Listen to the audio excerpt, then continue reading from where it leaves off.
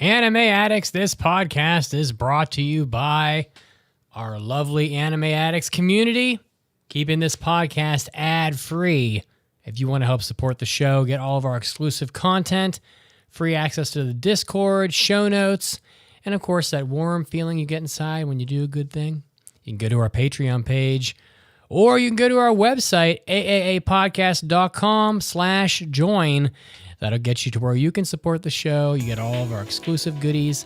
And again, you'll be helping out your favorite podcast. And now, it's time to start the show. Get ready! You're about to listen to the Anime Addicts Anonymous Podcast. Make your anime addiction worse at AAAPodcast.com. And now, here are your anime addicts.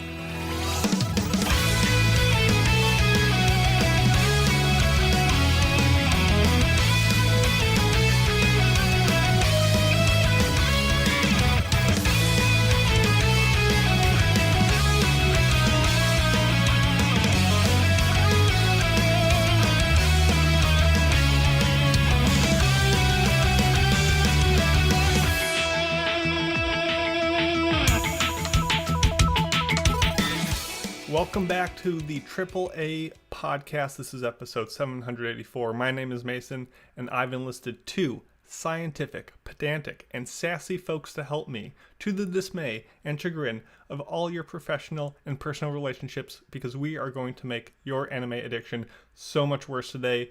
With me from the Great White North, we have Andrew coming in hot off talking about the Nintendo Switch 2. He's got that, but more importantly, he's got like a Mango Lassie thing going on. Andrew, you need to smoothie. Andrew, you need to smoothie. I know what else smoothie. Yes, mango pineapple. I feel like Andrew is a literary icon for using smoothie as a verb, and I appreciate him for that very much. Also, it's a reference to what we're reviewing today. so good at that. Also, the iconic and esteemed Lady Emery making her return. Finally, good to have you back. How are you doing? I'm doing good. I have my big jug of water going. I've got an NA available just to keep hydrated because it is hot. It's hot in Minnesota. It is hot everywhere. The chat is blowing up. My room is blowing up. We have officially entered summer, and I recommend you coming by the podcast next week because we're going to be talking the summer anime season and do our picks on it. It's always very fun, always a good time, but it is scorching out there. And there is a lack of AC in my current room because, hey, we're recording a podcast and you don't want to hear the for 20,000 minutes. So we're going to suffer for your sake. So for our sake, join our Discord, AAAPodcast.com. You can find links to join the Discord, submit mailbags, leave reviews, do all the stuff that lets you interact with us so we can interact back with you. It's a good old time. It's a good old place. Hang out with us, and we love you very much. That said, what are we doing today on the topic? The main of which is media literacy and anime. This is a discussion that Lady Emery has brought about, and I think it'll be really fun, really spicy, and hopefully insightful to some degree, I guess, as well as a review of Zenshu from a couple seasons ago. So, a lot to talk about. Any last-minute things before we kick this off? Just a reminder that if you do join the Discord, we have Anime Club. It meets, is it next Wednesday? Next Wednesday, I believe. It'll be July 2nd. July They're doing 2nd, the so first Wednesday, 12 episodes of Dirty Pair, which is a throwback retro anime. So you probably haven't seen it, and you probably should. So join the Discord and join Anime Club. Yes. There we go. That's Lots it. of fun. That's all I wanted to plug. There we go.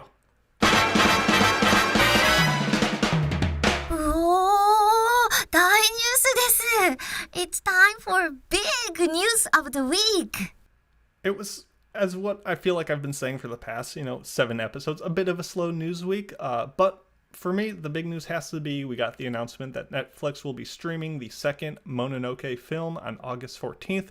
This is not Princess Mononoke. This is not anything Ghibli related. This is a follow-up film series to a very near and dear to my heart series called Mononoke. It's very dark, spooky, adult, and very grotesque and creepy, and it's just such a good time despite all the adjectives I just used to describe it. This is the second installment, and like I said, it'll be coming to Netflix on August 14th, so I'm very excited for that. I think you should be too if you've checked out the first film, which came out, I don't know, last year, I think. It came out 4 months after it did in Japan, and that was last year. So check out movie number 1, check out movie number 2. You don't need to have seen the series to watch these films, though I recommend that you do. Helps you better understand the characters and their motivations. They are standalone stories. And there will be a third movie coming out, hopefully sometime in September of 2026 to complete the trilogy. So Mononoke fans, get excited. It's only a couple months away. Even less if you're listening to this in the future, which you are, because everyone is in the future. So that's all I got. Have you guys seen the series / movie? I haven't. So I was wondering, Nope. You said I don't need to see the series in order to see the movies. Correct. But You should probably see the first movie to see the second movie. okay. And chronologically, though, say I wanted to watch all of it, would you just do series and then the movies? Or lately, I feel like there's been a lot more talk of like, oh, you first watch the movie, then go watch the series, and just kind of Yeah, it's so more gray. the series follows this guy named the Medicine Seller who sells very little medicine despite its name, and he goes around solving these supernatural mysteries. And they're usually a couple episodes long, and there's a series of arcs. And there really isn't a clear cut, he solves mystery A, and then mystery B, and then mystery C. He kind of solves them just in that order because they're presented that way, but you could scramble them all up in the order that they're solved, and you really have no sense of chronologicalness to any of it. You just know who he is and learn more about him as it goes along. So, these movies are a standalone set of mysteries, but you'll be a little confused on why this guy is running around, what his sword really does, and what his little scale balance thing is. So it gives you more context, but really the characters and the mystery involved is all pretty obtuse to begin with, let alone, knowing any context about this guy. So you could jump in. It's probably more fun because this is a very bizarro, crazy, like you're going to walk away not understanding a ton. And I think that's by design. So it's one of those weird artsy movies. So there you go. That's my big pitch on Mononoke. How about you, Emery? What do you got? Kaiju number 8 finally gets its major anime update with its new main trailer for season 2. Season 2 will be dropping, I think, to Crunchyroll on July 19th. I don't believe I've heard at this time that it's a simul-dub. Likely the dub will happen usually it's around 3 weeks following. And I say that for Raggedy Doctor specifically to make sure he knows it'll be okay. He just might need to wait. The main things I want to talk about is Aurora opening song, because I love Aurora, who is this Norwegian singer-songwriter. What you likely know Aurora from is being the mysterious voice in Frozen 2, if you've seen Frozen 2. So yeah, I'm excited to hear the full opening because I really appreciate her. She's got a big range and she's got an iridescent sound.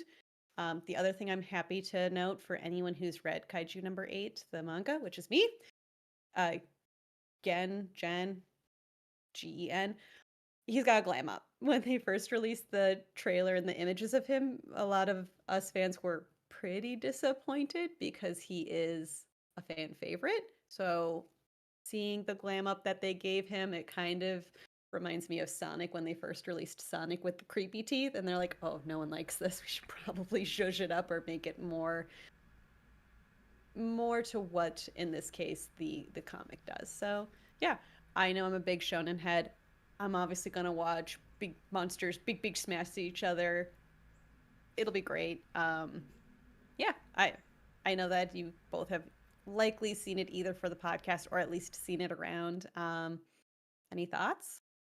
I think if I was a Kazuo, I would call it a gen up instead of a glam up, but my pun game is not strong enough for that, and I will not even attempt it. But so my first thought is, the manga that's just finished recently, right? Like that's right. Like how far are we going to get with season 2 in the wide spectrum of the entire manga story? That's an excellent question. And I only say that because my perception of what anime chooses to do for timing has been thrown off. I am a little unrelated. I am currently reading Go Go Loser Ranger in while watching season 2, and they just threw that pacing completely out the window, and it's been pretty awful. So that's my biggest concern is I hope we get at least another third season, maybe a movie, because that Likely. seems to be. But like, I don't know, man. Sometimes these studios are just rushing through stories now, willy nilly, and that's what I'm I feel like hoping doesn't happen. this one was popular enough to I think it might probably maybe not go slower, but it's more than likely to get a third season, assuming that third season is not like 5 years away, you know? And given Yeah, that the source material is done, that even makes it even easier for them to do. Um, that's my hope, and hopefully not a movie. I think this one fits best being a show. Actually, sometimes a movie is necessary. I think like the Demon Slayer route for the final 3 movies, wrapping it up makes sense. This one, I'd be fine with just another series. Okay, more nice, kaiju nice. number 8. I'm excited for fans of that. Sorry, Uh, Raggedy, you'll have to wait 3 weeks. Maybe. Who knows? Andrew, did you find I anything? I found something random while looking at Anime News Network, and it's just something silly. But it seems like Toei Animation is bringing back Saturday morning cartoons, but they're doing it on Saturday and Sunday, and they're going to be streaming the English dub versions of the Digimon Adventure series, which is why I noticed this article in the first place. But they're also going to be doing the Pretty Cure anime and Magical Doremi, which all basically aired on Fox Kids at some point, if I'm not mistaken, during like the Saturday mornings. And so I think as a little throwback, they're probably to maybe drum up something that they might be doing in the future, but they haven't said. I don't know. I'm just making speculation here. But they're basically going to stream the English dubs of these animes. And that starts on the 28th. So either uh it's and they're going to do it for I think a couple of weekends. It seems like, but or they're at least doing it that weekend, but they'll be streaming those shows, and that's pretty solid. I watched the English dub of Digimon. I haven't seen the Japanese version of the original Digimon Adventure. It's a very different show at the same time as it is very much the same show. And it goes to show you how much adaptation can play into the process of these shows. And the different what Japan views as appropriate for children versus what North America views as appropriate for children. There's a lot more silent moments or just like no talking moments, whereas the directive in North America is they have to talk, talk, talk. And honestly, I kind of love all the silliness of the original Digimon Adventure anime. So I might check this out just a little bit if I remember it exists, just because it's a fun trip down memory lane for me.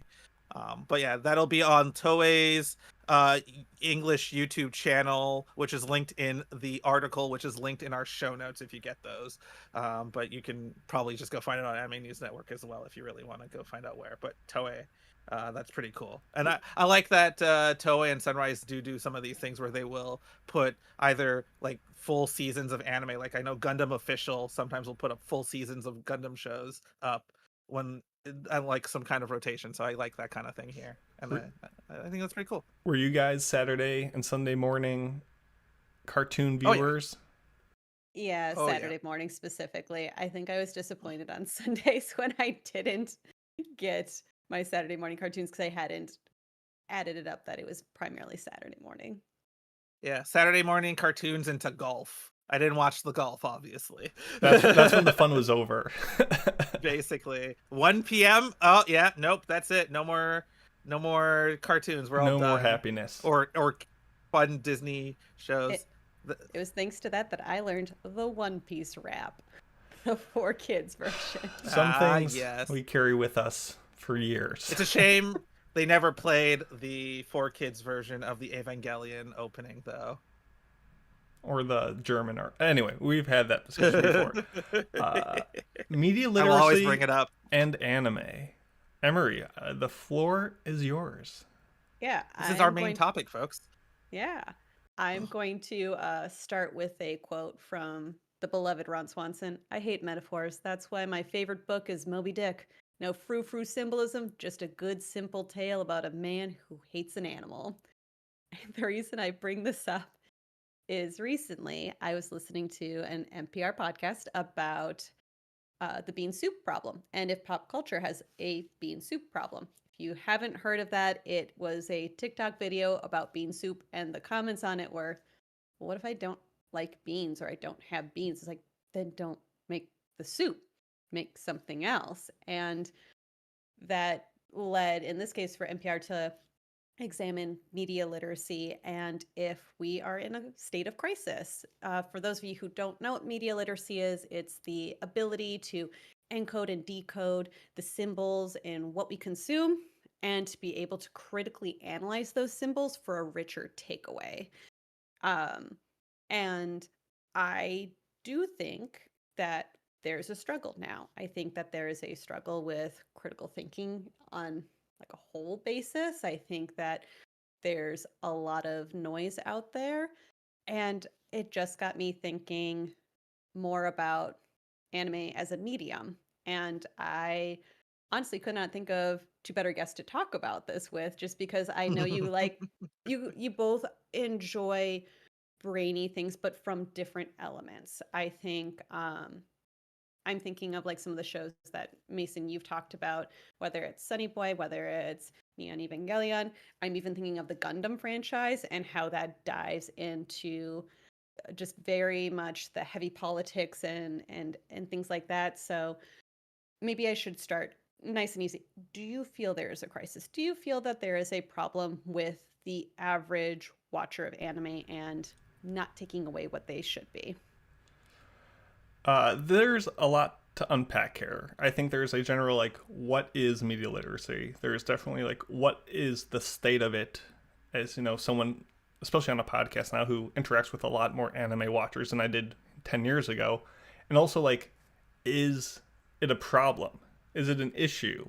And there's really a lot of back and forth on things. So, you know, I guess, because I just distracted myself, I guess, what was your question? Is there a problem with it, or is there, where do we think it stands these days?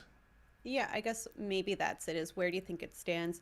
I think maybe thinking of the problem of, for example, I didn't know this was a thing, but there was recent arguments that Freyrin is about fascism, or Freyrin is fascist. And it was just kind of a wild take on a series that I think is trying to offer a different answer. And it's really difficult with art because there's not tried and true facts. There's something that the author, that the animators are trying to convey to you, and they hope you get something from it. Maybe they'll add extra elements in there, and there's what you as the viewer sees. But it's not something where, you know, sometimes there's not a black and white tried and true in the art form. And I think sometimes I fear that people are just missing it all together and missing the symbolism of it. I mean, even thinking of Orb, I think Orb is an excellent example of how you can really dig deep into the meta conversation about the anime, which goes well beyond the characters and the plot. Yeah, so I guess big picture, you know, I do think people often miss the subtext, the symbols, the metaphors, like what is being said that's not being said outright. And I feel like that stems from a couple different things. One is just lack of attention. People put on anime and they aren't, you know, actively focused on it in the same way that I might be focused. They're on their phone, they're dealing with their kids, they have life going on, and anime is not, you know, at the forefront, you know, composing all of their CPU of the day. You know, they got stuff going on. So people aren't paying attention.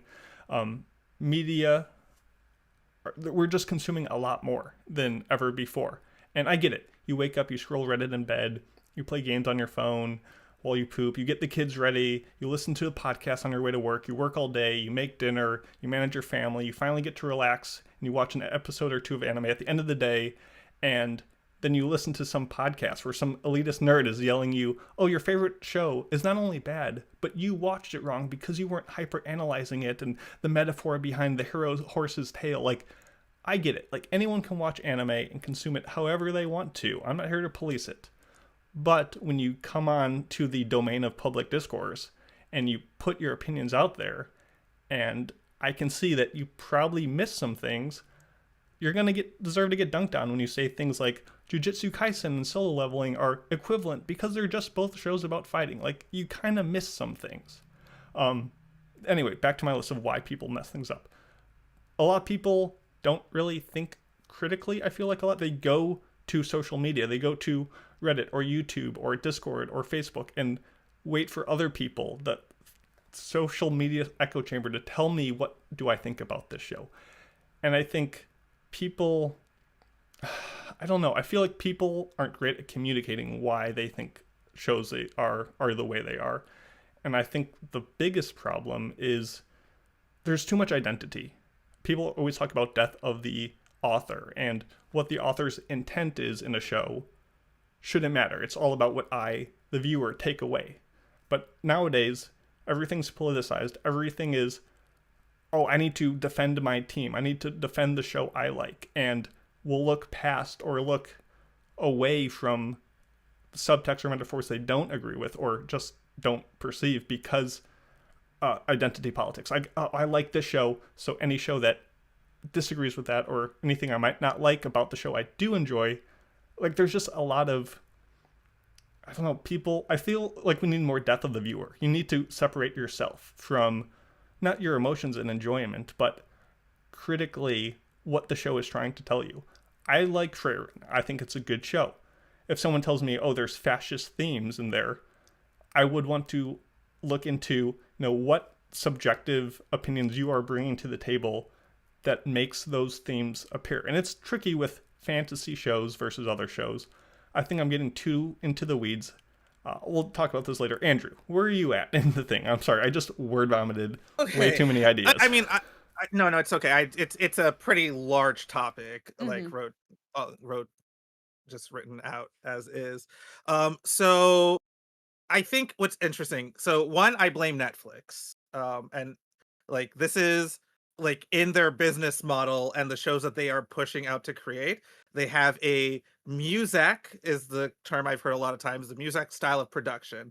These shows are designed to be something that can be listened to in the background, right? Like I can you remember that thing where everyone was repeating things in Flowers and Astra that both you and Caroline had a problem with, Mason? That's what Netflix shows are designed to be like, even more like they're supposed to state what the character, they're basically supposed to be like closed captioning, essentially descriptive video for people effectively.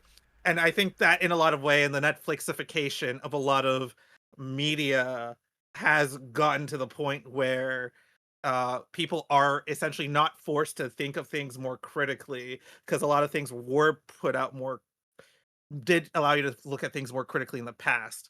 So that's where like one of the parts where I'm at. I think there is an issue with media literacy in general. I think that it's like, so grifting exists pretty heavily in video games and in like fantasy sci-fi and all that stuff, but there isn't really that kind of grift, and at least I've not come across it to any same degree in the anime genre. A lot of times, like the biggest grift I've seen is that the reason why I like anime is because it's not political. And I think when people say that, shows a fundamental misunderstanding of art, because at the end of the day, all art is political. It doesn't have to be overt, it doesn't have to be major statements, but all art is a reflection of your political views at that moment that you are drawing it to some extent, or what you're attempting to encapsulate.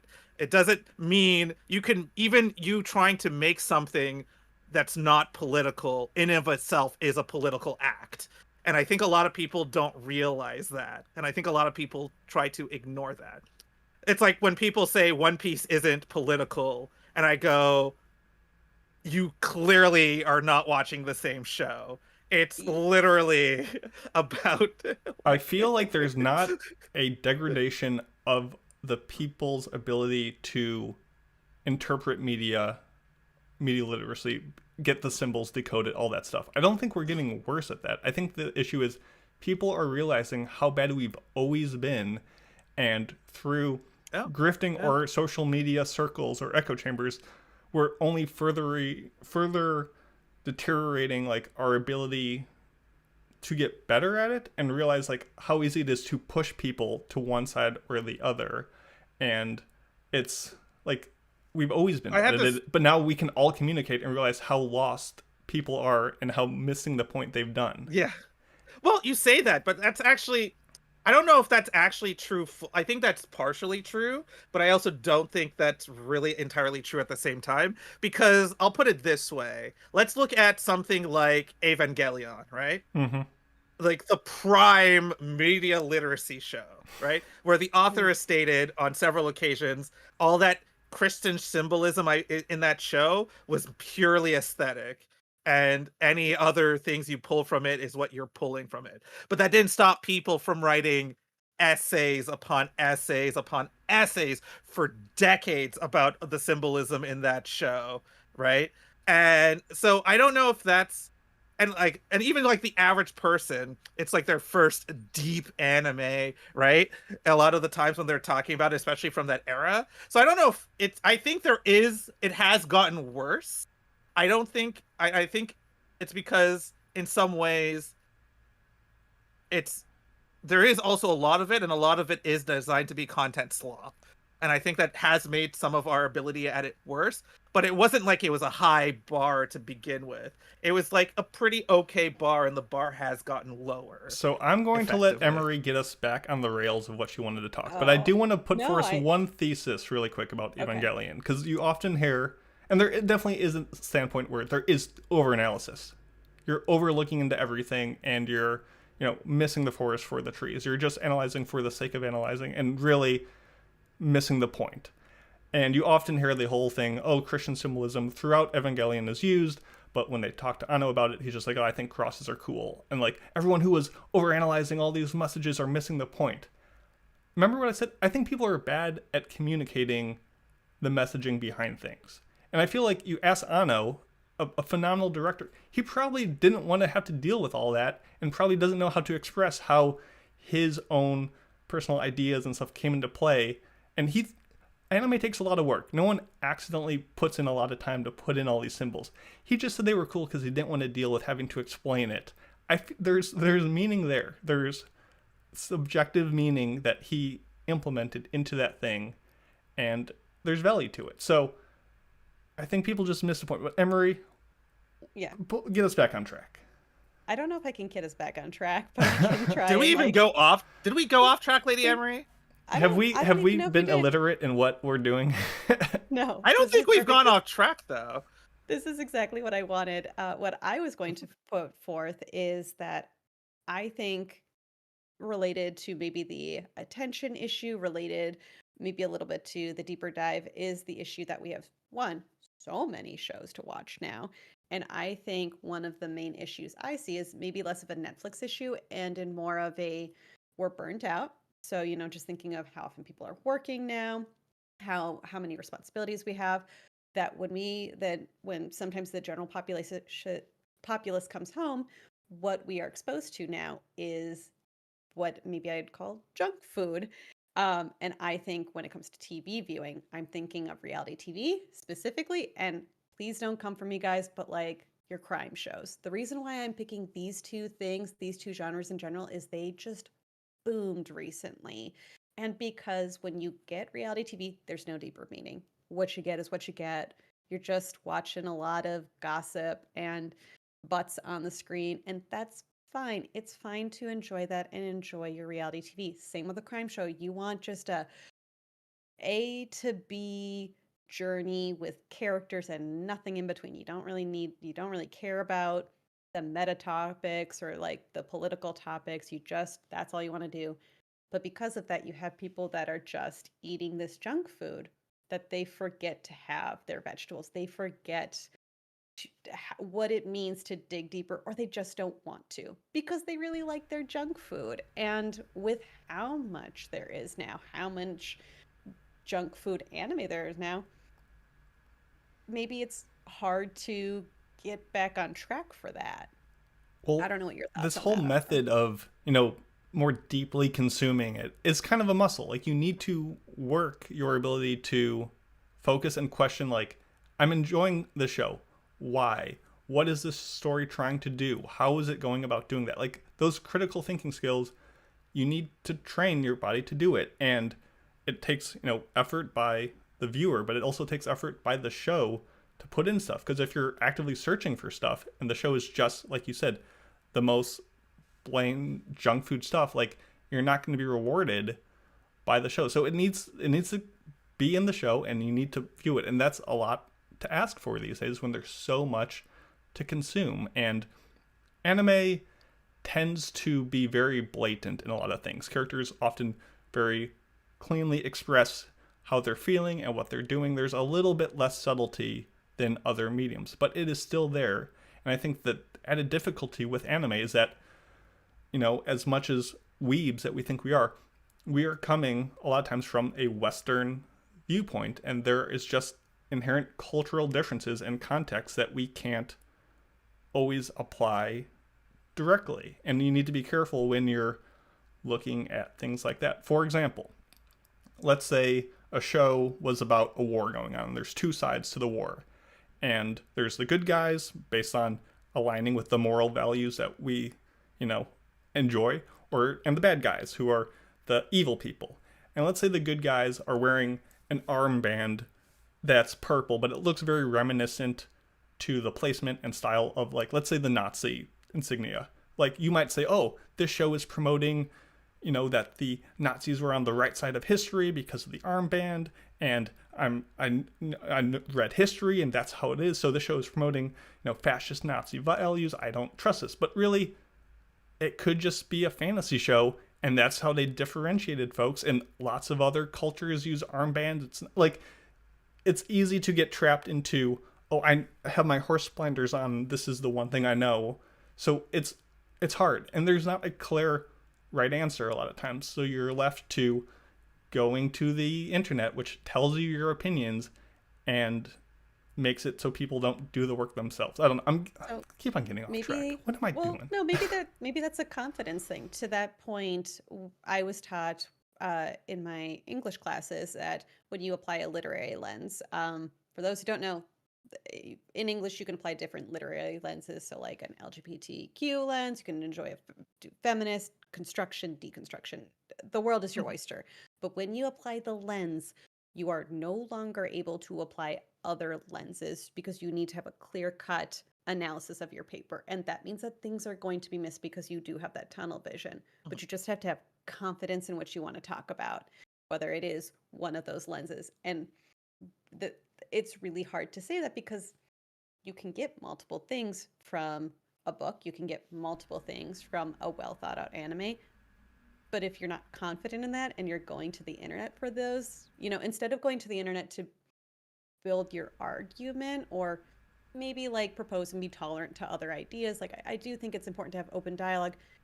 If you don't have that confidence and you're easily swayed, well, to your point, now that critical thinking skill is gone. And I'm not saying everyone has to watch it this way. I just find a lot of value in taking a look at the show like Orb. And yes, it's a story about different scientific figures throughout the ages trying to find, this whole theory of how we revolve around the sun instead of the other way around. But like, it's about so much more. And I personally get a lot of value in digging into that and looking for those subtext and things and figuring out how the show works at its core fundamental nature. But not everyone wants to do that, and that's fine. But I don't know. Go ahead, Andrew. In general, so when it comes to like media literacy and things like that, applying that lens is a step that even a lot of people aren't aware they're doing. And so that's where you're losing some of the media literacy. Like, people are applying usually the lens of through my life experience more often than not. You're not going to be like more often than not, and that's the lens that I think most people apply through when they look at media. And if you're not conscious of that's what you're doing, you're engaging in media literacy, but you're not being media literate in a lot of ways, which seems like a weird statement to make. So and actively choosing to view media in a specific way is like you're critically thinking about it to some extent. And some people don't want to think, and that's fine.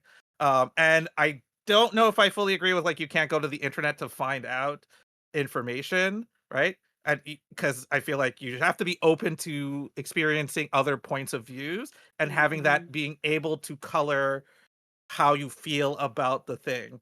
Not anime related, but I'll say like Last of Us season 2. I watched that. I was like feeling a type of way about it. And I'm looking at all these videos where people are talking about how bad it is.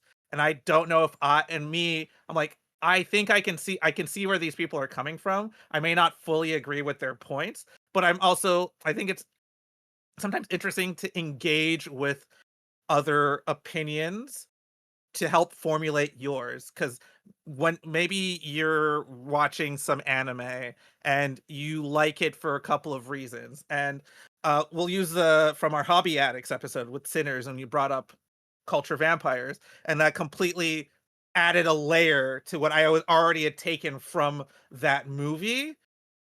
And you can get statements like that that help you like fully color out your world and help you along with it, but also by seeing dissident opinions, it can help you refine what you thought about it. Maybe at the end of the day, maybe I did give it a bit more leeway because of my personal lens, versus, oh, I could see these points, or, oh, I don't actually think you are looking at this in any particular way other than to hate it. And you can sort of tell that, and that's where like grifting sometimes comes into play.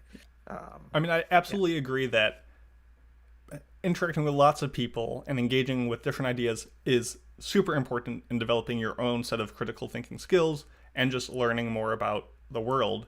But I feel like a lot of people use social media as the answer key in the back of your science textbook, where it tells you, oh, here's all the answers to the odd number questions.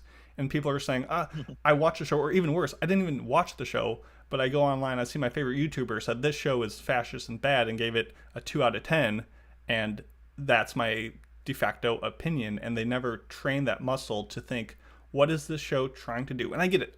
All these subtext things sometimes don't come out and are like very clearly cut, like, the blueness of the whale's body indicates that it was sad on this day and therefore the character is sad. But sometimes, it does, unconsciously affect you, and that's what good shows can do. But there is just a lack of people committing to engage with it as more than it's trying to be. It's just, it's just a show, it's just a cartoon. I watch it, they fight each other, and that's what the show is. And that's fine. But I'm gonna say something hella controversial. Hell yeah, let's do it. Do it. Hella controversial. I think so.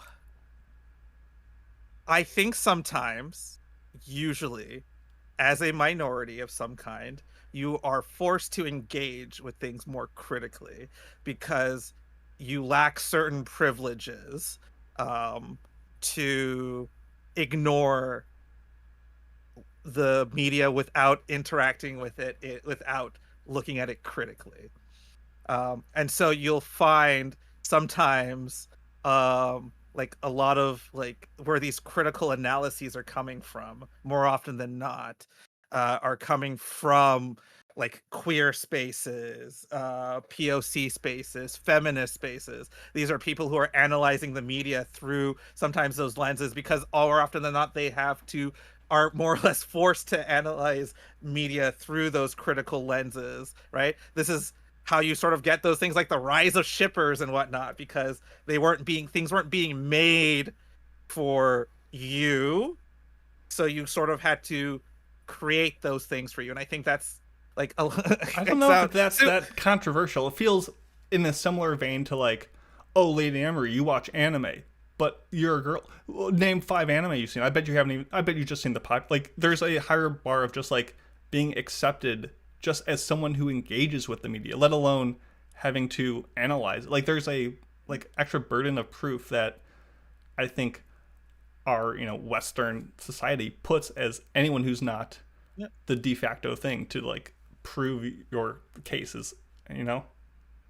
Yeah, so like I'll use myself as an example, right? So Shield Hero is an anime that the first season, I think it's fine. I think on a production level, it's pretty solid on a production level, music, animation, that kind of stuff, like, and But story-wise, I have a lot of issues with it, but I have to engage with a lot of those. Like, a lot of my issues come from the fact that it deals with slavery pretty poorly. It deals with inceldom pretty poorly. And so I'm engaging with it. But also, I go around and people are like, it's so good. I fucking love it. I like that this person is getting revenge in that particular way. And they're not, like, engaging with it any deeper than that level. But, like, slaves come into play, and I'm obviously going to start engaging with it on a more critical level. How are you talking about slavery? How are you talking about this kind of issue? Yes, I understand you're Japanese and you have a whole different view of slavery, but yeah. So, like, I feel like that's where I came at. Where I think, like, if you basically lack certain privileges, you tend to engage with media on a more critical level, and sort of are forced to engage with it on a more critical level, which I think helps with that. But I feel like at some point, people in this more melting pot version of the world, and how media has also been more about catering to the lowest common denominator, I think it has made a lot of people not feel the need to engage with it in that particular way. Yeah, I wonder think, if that's a more critical level or just more of those lenses that Emery was talking about, where you kind of have those inherent lenses to look at something through. But Emery, what were you going to say? Oh, I actually want to talk about a Gohan Trunks fan. I'm just going to add the S there. Gohan Trunk fans said, yes, but is it overanalyzing at some point? And I think that's actually a good, not want to say a pivot, but like a good thing we should talk about. When do we push it too far? I don't know if either of you had this for either your Evangelion. English or literary class, where you had the teacher that's like, everything in Mark Twain is symbolism, and Mark Twain famously at the beginning of his book is like, you should be shot if you find symbolism in this book. So it's like, when do we get too far? Is it when we're being so rigid of like, no, that's absolutely what this is about, and there's no wiggle room? Like, the blue pants mean the blue river, which is related to the grief that this character is going to, versus like, oh, it's just pants they're wearing. Like, I think that's an important conversation to have, to make sure we're balancing both scales of not going too deep. I feel like the It's tipping subjective. point is when you start ignoring the outward shell layer of the narrative. Once you start ignoring the whole what's going on, the very surface level that everyone else is looking at, when you're so far into the center of that gobstopper and you're like, I don't even know what's going on in the show anymore. You're so lost in the sauce of, I have to look at everything.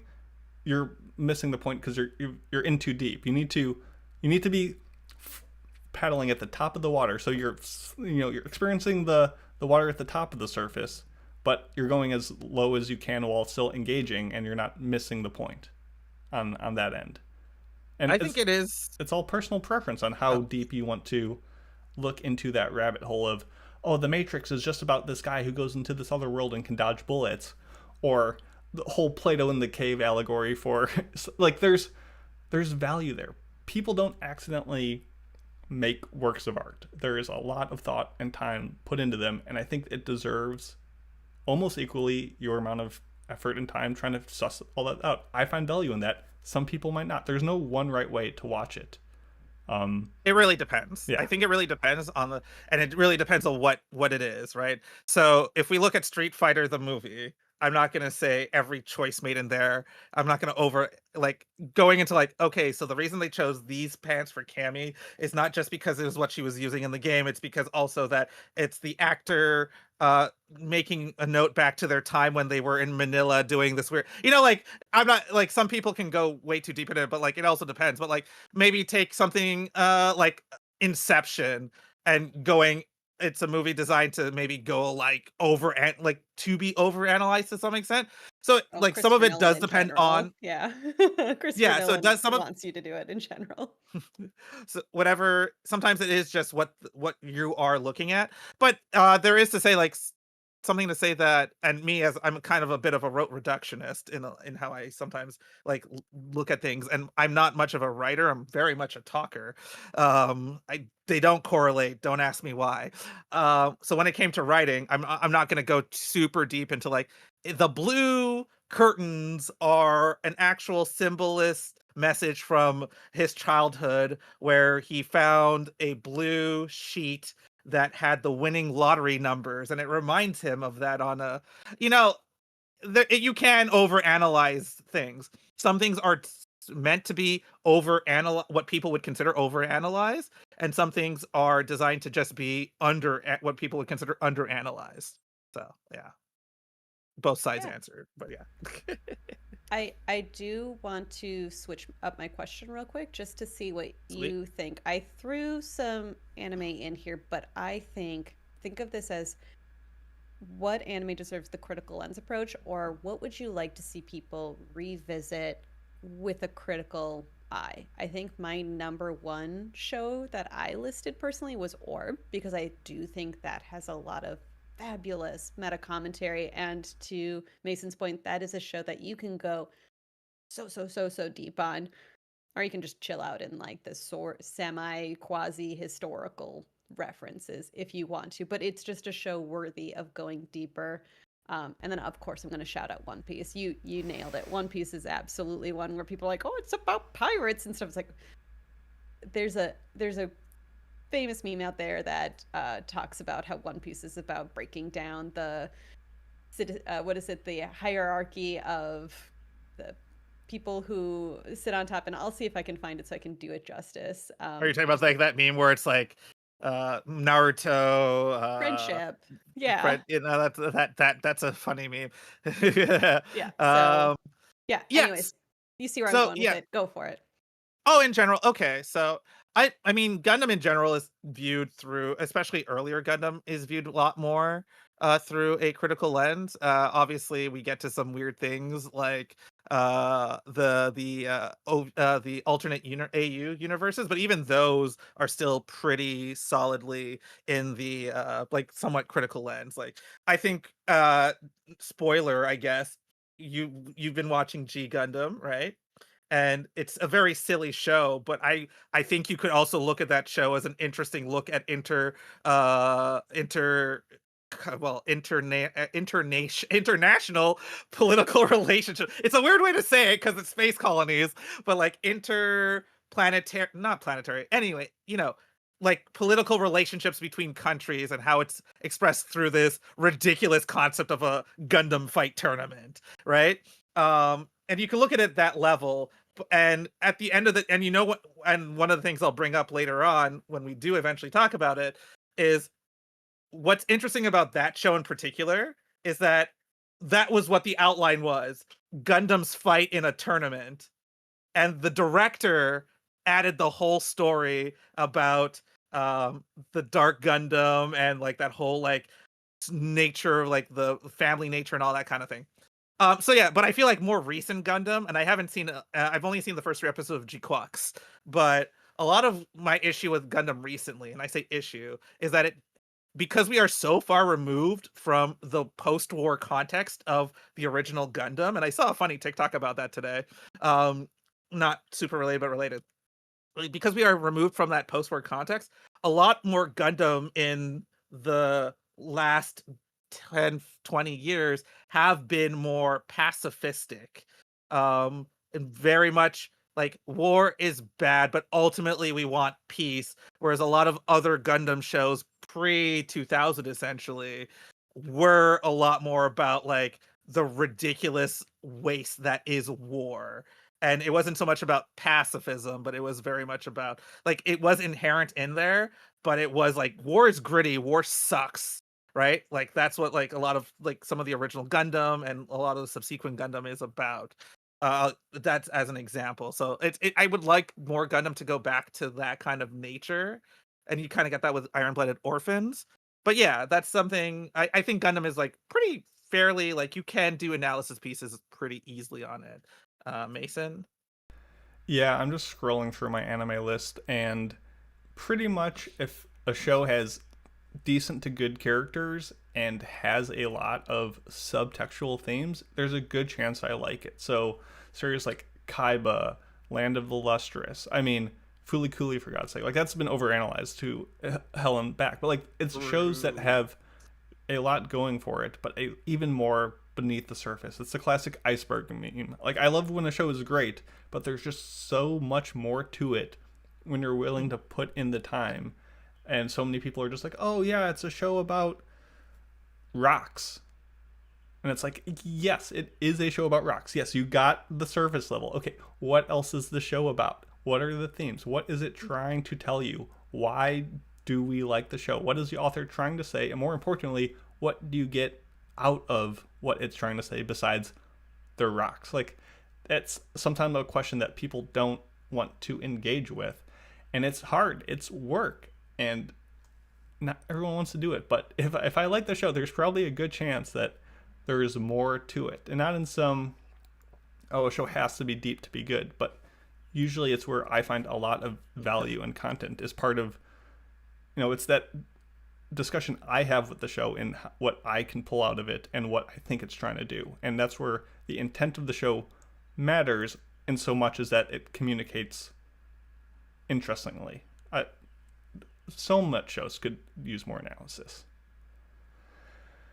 I don't know. What do you think, Emery, besides Orb and One Piece? I found the meme is what I was thinking. Yeah, I found the meme. So it's the 4 real world things you can learn from anime, and this is an excellent show of how deep do you want to go? How deep do you want to go? Send it to Mason so he can put it up on the screen. I sent it in our chat, so it's in the general chat. Make it happen. Mason will put it up on stream. Yes. But it's Deku saying, always give your 100%.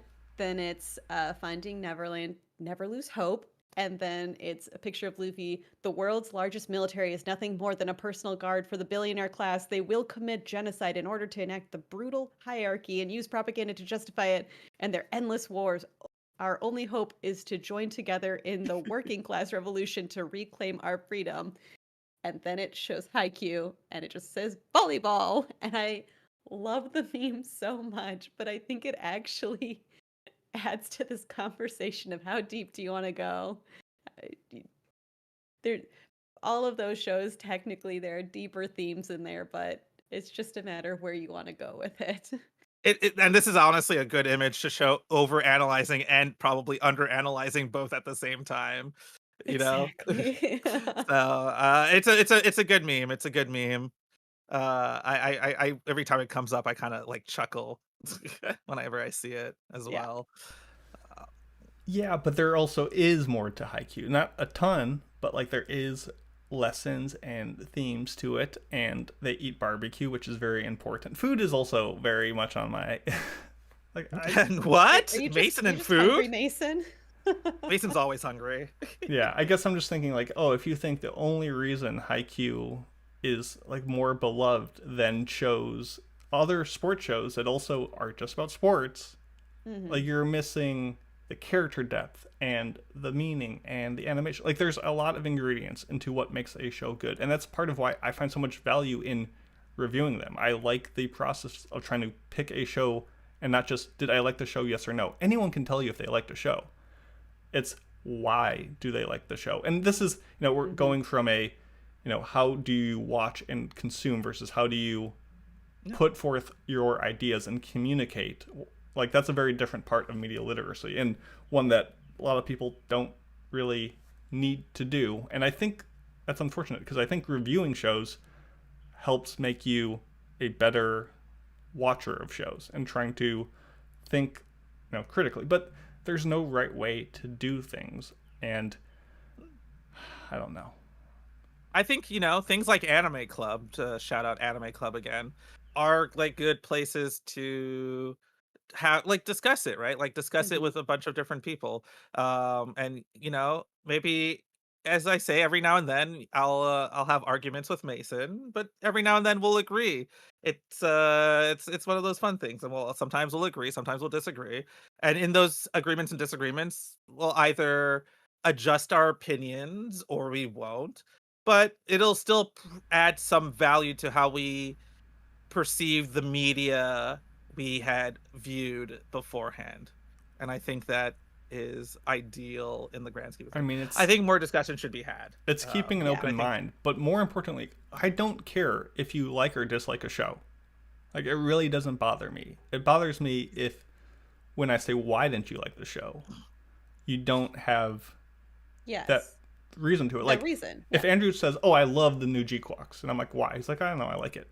Like, that doesn't care. But if he's like, "I hate the show because I didn't like how this was done or this was done, and the themes here," like, I'm not saying everyone has to, snobbishly put up their anime glasses and like, well, actually, the show is a deeper construction of this. Like, I get that, but I feel like we're missing the ability to, consume what the shows are trying to say a lot of times, and then communicate that with our fellow anime watchers. And it makes these weird discussions online where someone seems to have missed the point completely, and it's bad optically, and it just raises more misinformation. So be mindful of what you're watching, how you're watching it, and watch out for grifters. yeah, I don't know. There's no band-aid. Like, do I think this is a problem? Like, do I think it's an issue if you go home tonight and watch Kaiju number 8 and don't think about what it's trying to say about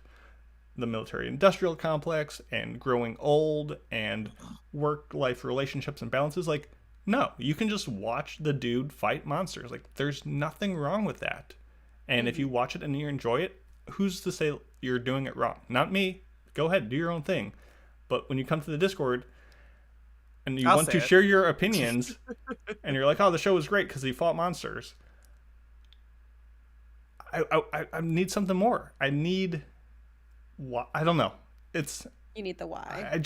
I can't hold people to different standards because I don't even know what I'm saying. I don't even. You don't got time watch for that. Anime. Watch anime. And nobody ain't got time for that. Well, maybe a nice way to like just briefly round it out is what is some sort of either anime, a genre, or like a show that you feel is clogging the system that isn't good? Or is the answer no? You can overanalyze whatever show you want. You can dig into any 100 Girlfriends. Let's dig into the idea of, I don't know, the feminist discussion on how these women don't have agency or something like that. Like, is that really the answer? Or is it just like, no, that's just like stupid fun, and I guess you can go enjoy that, but like make sure to balance your diet with other things. Yeah, but even then, like, I don't want to be prescriptive. Like, anime is what people do for enjoyment and fun 90% of the time. And I don't want to, prescribe any way of doing it properly because there is no right way. Like, whatever makes you enjoy shows the most, I think, is how you should watch shows. And I think it's that simple.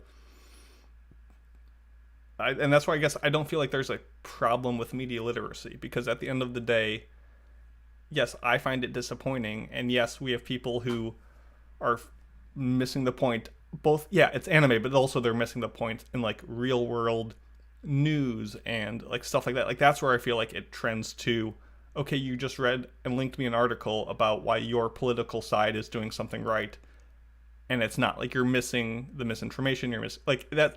It stems from, I don't mind if you miss the point in anime, but when you go out to the real world and you miss the essentials, and like, that's where it leads. It just breeds misinformation, and that's where I feel like we're seeing such a divide.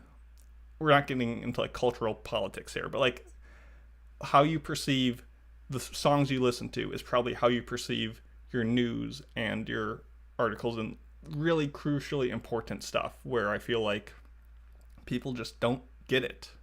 And that's, I think, what everyone says, like, oh, the other side's wrong, the other sides are missing the point, and we're just missing the conversation between folks. And that's where the fabric of our society is ripping apart. Well, I think you're definitely going into a different direction. Yeah, exactly. I think there's something to say that, yes, we have become more polarized as a society in the West, more than anything, especially now more than ever. And I've in that fact that is a thing that happens. I think there is a lack of nuance that does tend to occur. And just a lack of nuance doesn't necessarily translate to media literacy, but that is something that happens, right? I think when going back to a previous discussion that we had, Lady Emery, on the podcast when we were talking about the lore season, spring lore being the worst season, I think I don't know if I came to the conclusion, I think you more or less agreed with me. I don't want to put words in your mouth this time. That is that things have at some point in the last little bit become, it's either the best thing ever or the worst thing ever, and things can just exist as it existed, it happened. And I think a lot of people sometimes forget that things can be middle of the road and that not be a bad thing. Yeah. I think humans are complicated creatures. I think we are all a little morally gray or just somewhere in the middle. And I think the best part about humanity is we're just a bundle of contradictions. And True. It is something that I just want us to embrace. I did come away with this thinking there is more of a crisis at hand, just because even what Mason, I think your point was it wasn't to the point, but like I think actually your point of like, oh, like it can like lead down to rabbit holes and like not developing key skills to use in the real world. And that's maybe my concern, is I just want people to take a step back and think. I don't mean it as polarizing, just like see how this is making you feel and being willing to explore it and being willing to have bigger thoughts. But at the same time, I think how I'd like to end this segment, unless there's further questions, is with a Ron Swanson end quote, if you guys are ready. Yeah, I feel like it's 100 degrees in this room. I kind of just brain souped a bunch of ideas. Hopefully this made you think about your own consumption habits. But if not, take it away. Take it away. Okay. Yeah. As Ron Swanson would say, does the white whale symbolize the unknowability and meaninglessness of human existence? Nah, it's just a fucking fish. Big fucking fish. Anyway, thank you both for a very thorough discussion. Go ahead, Andrew. Yeah, so this week's in-show weekly trivia question is, in the show Zenshu, animator Natsuko Hirose perishes via food poisoning and awakens in a world based on her favorite childhood anime. What is the name of this film?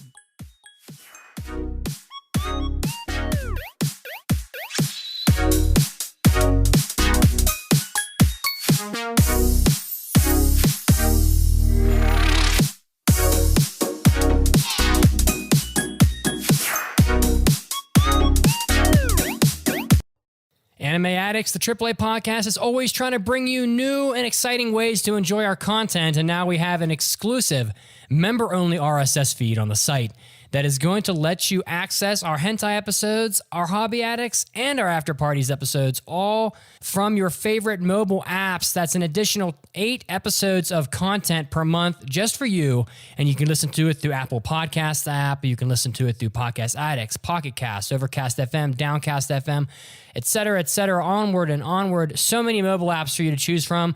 If you were holding back on supporting the podcast because you didn't like listening to our extra content through our website, now you can get it and listen to it the same way you enjoy all your other podcasts. So pitch in, help out the podcast, do a good thing, and enjoy all the extra content we have for you. Just go to AAAPodcast.com/join and you will get all this extra content and an exclusive member RSS feed for you to enjoy. That's AAAPodcast.com/join and support the podcast.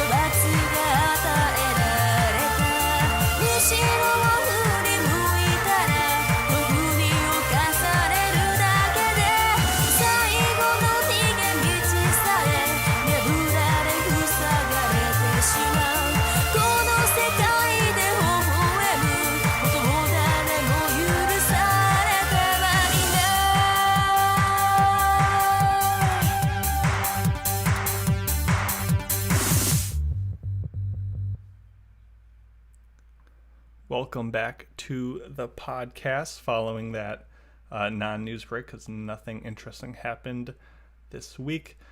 When we left you, we had an in-show trivia question. In the show Zenshu, animator Natsuko Hirose perishes via food poisoning and awakens in a world based on her favorite childhood anime film. What is the name of this film? The answer is A Tale of Perishing, because Emery put this together and she perishes, and it's called Perish. Oh my goodness, it's so deep. Get it? Oh man. Clever. Crazy. Well, What? Gasp. we have a new-ish segment, so let's do that. Last time on Presented by Shonen Showdown.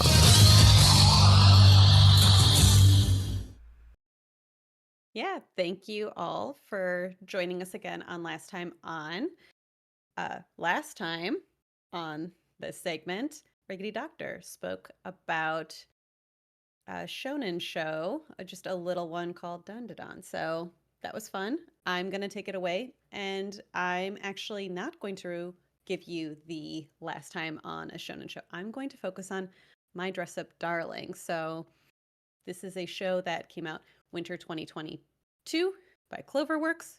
You can watch it on Crunchyroll starting July 5th. So this is just a little brief synopsis for you to just remind you all what happened.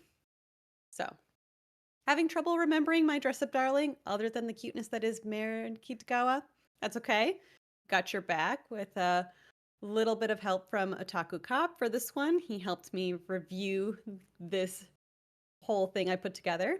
You have Wakana Gojo, who is our shy boy main protagonist with the love of making Hina dolls, though he's quite embarrassed of it. He meets our best girl, Marin Kitagawa, who's a Garu with a heart of gold, with a love of cosplay. The only problem is that she's really bad at making costumes. Despite never making clothes for a real person, Gojo agrees to help her achieve her dream of cosplaying with one of her favorite characters. I want to remind everyone this was from an erotic video game. That was mind-blowing to me. Marin is a big fan of those. Anyways, this budding friendship snowballs into even more cosplays. One after the other is successful. Gojo learns all about the world of cosplay, from making wigs to applying makeup to sewing various costumes and gluing techniques for the different designs. And thus he gains more confidence in his work and in himself. More importantly, Marin teaches him gender doesn't matter and that passion and play can coincide with one another. But it's not just Marin that Gojo meets. He also meets Juju, who's a lolly style cosplayer, thanks to her petite size and youthful glow. And I will always butcher her little sister's name, but I believe it's Inui. And I'm happy if my hosts want to correct me on that. She's the younger sister, usually behind the camera. No, I'm not brave enough to do that. You got it.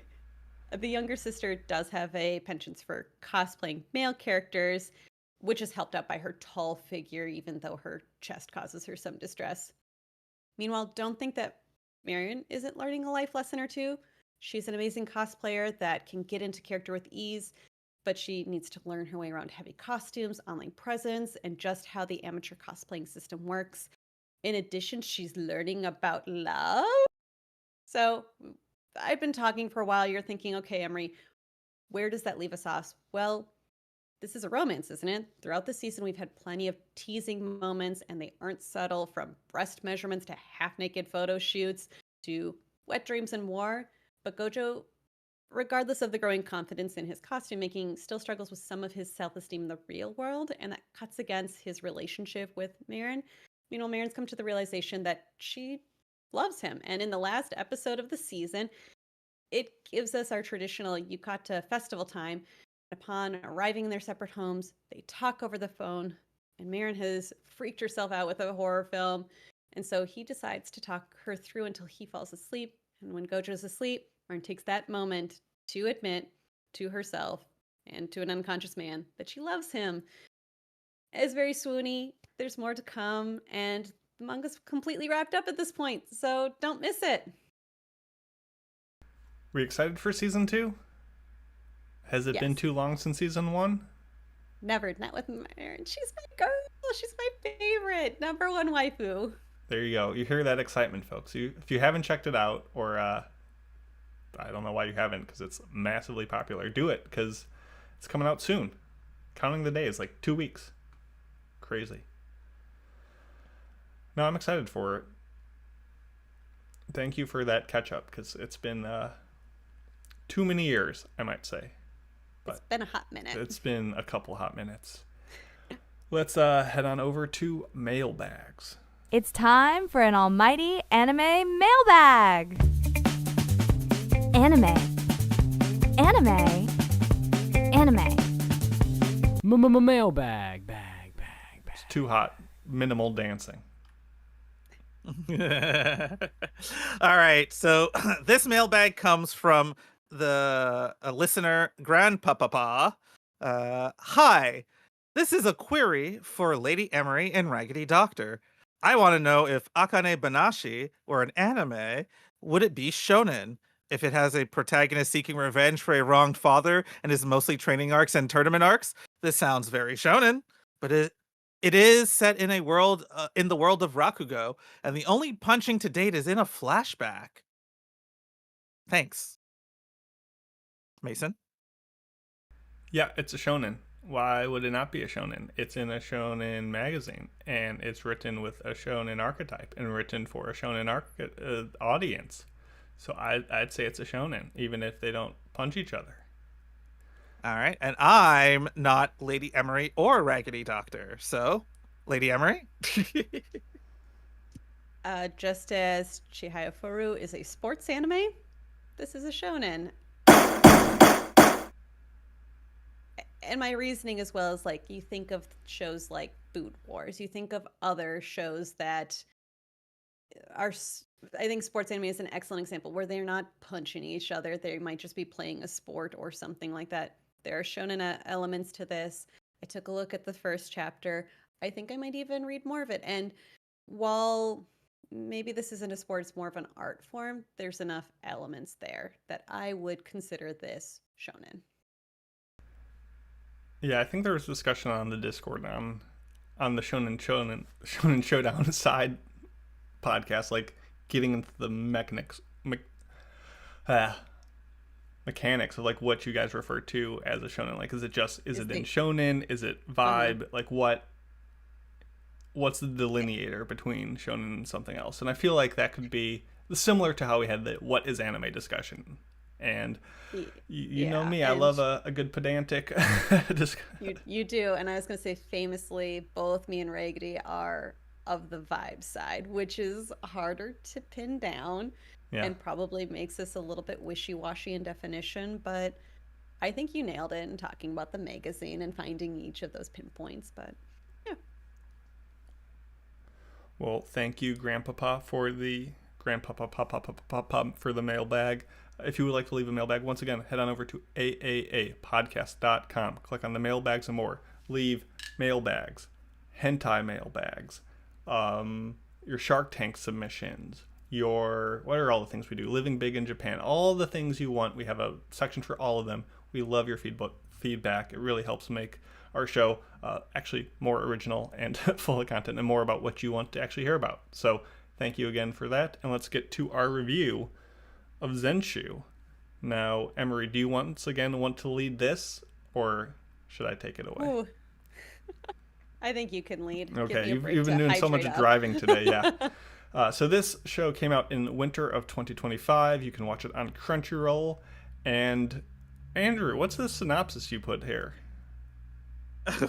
I thought someone else was going to write something. I just thought it was a funny thought I had. A weeb's wet dreams come to life. Is with Zenshu. And I'm being obviously tongue-in-cheek, but in a way I'm also not. Yeah, so it follows Natsuko Hirose. She is a anime director. She's in the midst of directing her latest film, and she eats some bad food and seems to perish. She dies, and she enters the world of one of her favorite childhood anime and has to live through what those characters were going through and use her powers of animation, which turns out to be able to actually summon massive creatures into this world, to help them fight off the voids, the bad bug enemies who are trying to kill them all. So how is she going to get back to her real world, and is animation really that powerful? That's really the crux of what the show is about. It's done by Studio Mappa, that everyone knows, and it is an original. So with that said, Andrew, what were your expectations prior to going into this show? So prior to the impressions, the only reason I watched this, funny enough, was because I was just watching all the random impression shows because I had some time. And I was like, oh, this is, it's original. It looks like it's something about art. And I either I watched it because I think last minute I ended up going out of town and I had started watching it because I was on that episode. Or I wasn't supposed to be on the episode and I watched it anyway. And I just was like, it's some art show. I don't know what it is. Sure, whatever.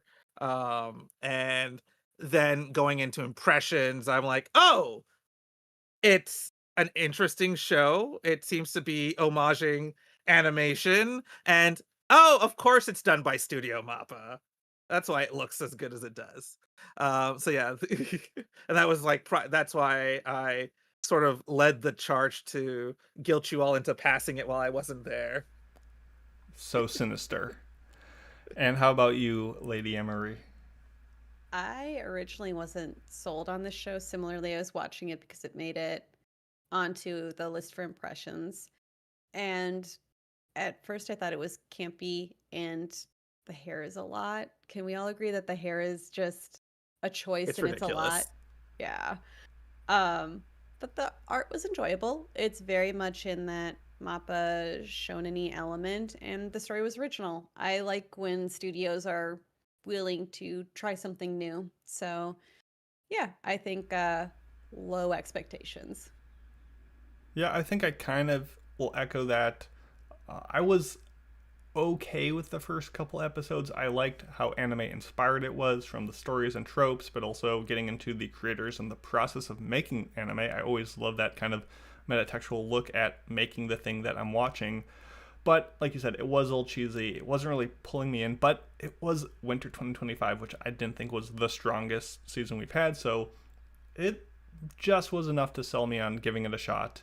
And overall, I think I'm okay that we did, but let's get into that with our spoiler-free recommendations.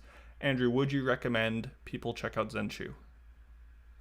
Given that I'm the one that again guilted people into passing this, I listened to that episode. Y'all were like, well, I guess we'll pass it. I remember. But yeah, no, I do recommend the show. Maybe not wholeheartedly, but actually I kind of do wholeheartedly recommend the show. It does something in like a later episode that even if I was kind of iffy on the show, I would be like, you should watch the show just because I'm biased. And obviously I'll talk about that in the spoiler section, but no, I think it is I think it's a solid show. I think it's well animated. I think it does some interesting things. I like that it homages a lot of classic anime in a lot of ways. And and I think there are a lot of storytelling tropes in this show, but I think the show has a way of being meta without being too meta. And I think that's what I also liked about the show. It had like a sprinkling of meta in it as well. Yeah, nice. And Emery? I actually do, but similar to what we talked about with the bean soup problem, I'm going to maybe trim down the audience I'd recommend it for. Not everyone, likes bean soup. So I think this is especially good for any aspiring artist, whether you are somebody who's interested in the animation world, in storytelling, that sort of thing.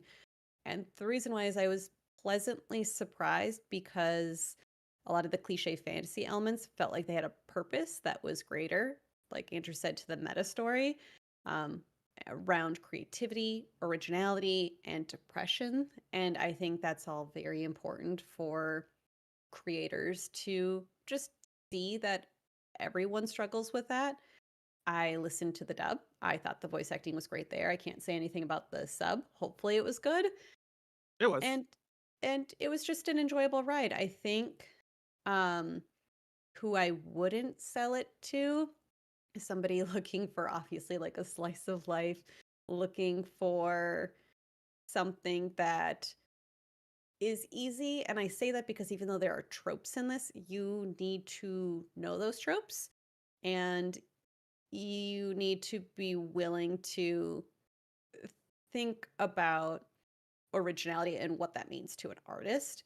And if you aren't willing to see that, you might miss some of the struggles that are faced by our protagonist, and then I think it causes the story to drag instead of becoming enjoyable. So, one of the things that you get when you support our podcast is our show notes. And, you know, yeah, people listen and pay for the hentai episodes and the after parties and all that good stuff. But I think really being able to see how we've written out our ideas and stuff are sometimes really helpful in getting more out of this podcast. And I usually write my stuff up really early on. And I didn't have anything here, like at the beginning of the day.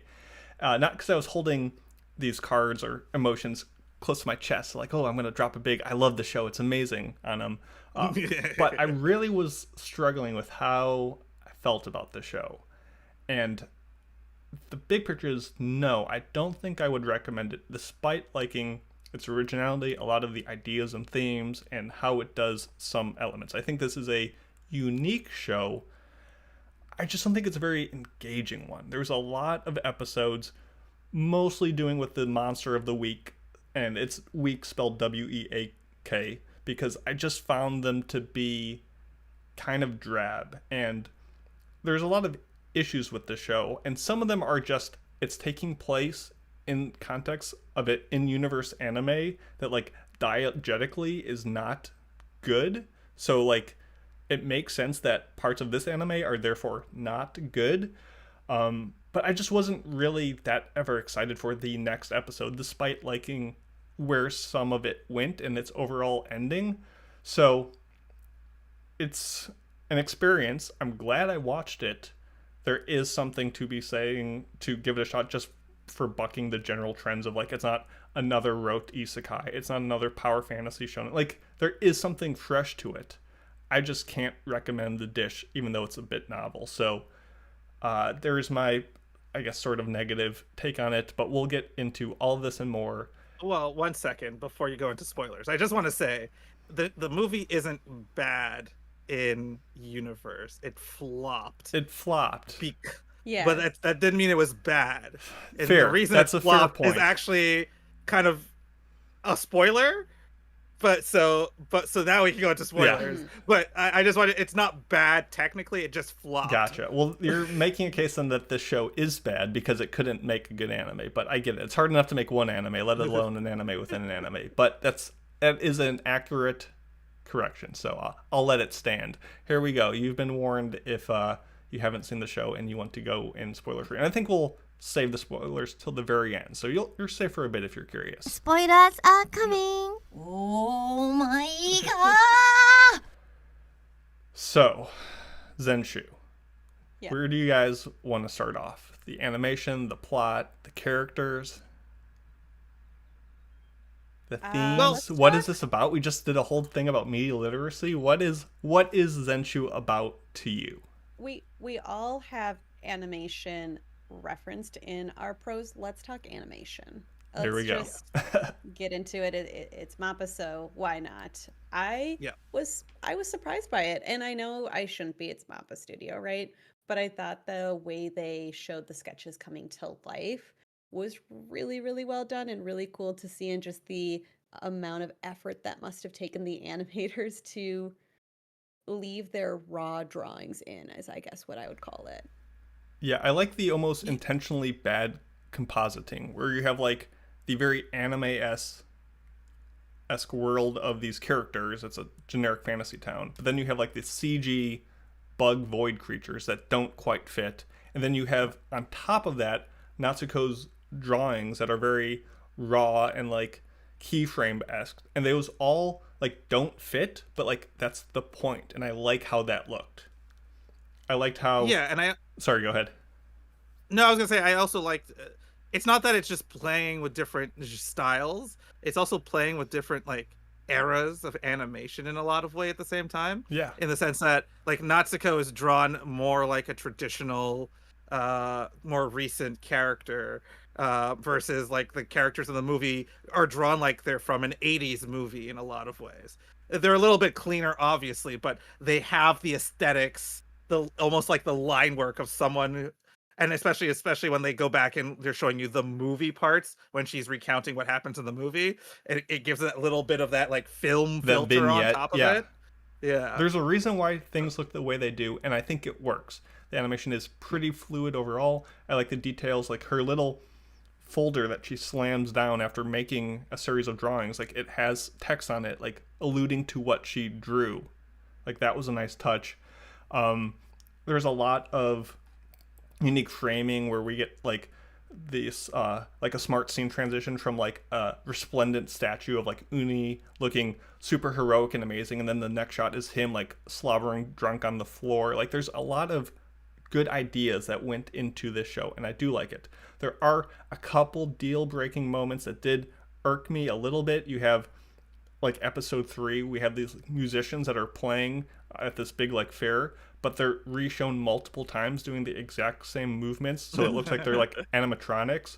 Or we have this chairman character who has 8 wives, and he's talking about how all my 8 wives are amazing, and then they do this big moment where he's like, what is my big, driving philosophy? They're all like, beautiful, and there's only 7 of them. Like they forgot to draw one of his wives, even though they were all there in the scene. Like there's a couple moments where I'm like, it's fine, but overall, I would say the animation was solid, as you would expect from MAPPA, even when it's not, a massive blockbuster franchise. They do put in the work.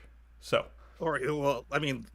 they put in a lot of work. And the stock footage, yeah, that we get for when she summons her animation desk. Now, if I made something looking that nice, yeah, I would reuse it in like all 12 episodes too. Getting into animation being good. Obviously, there have been concerns in the real world about MAPPA's perhaps overworking of employees and stuff like that.